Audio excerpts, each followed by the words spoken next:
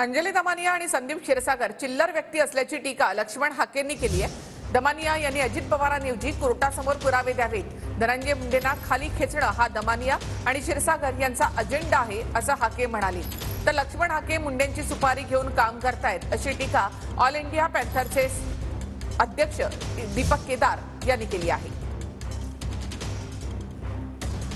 त्यांचा इंटरेस्ट राजीनाम्यात आहे, मग तो क्षीरसागर असो, धस असो किंवा जरांगे असो।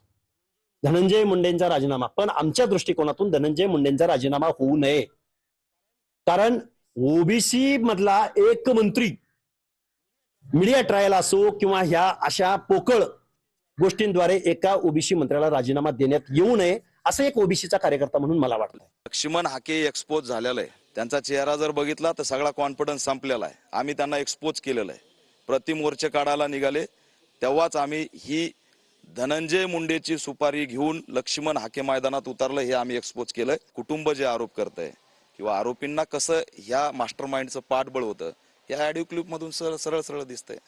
परळी तालुक्यातील पोलीस अधिकाऱ्यांची बदलीची मागणी सुद्धा सुरेश धसांनी केली।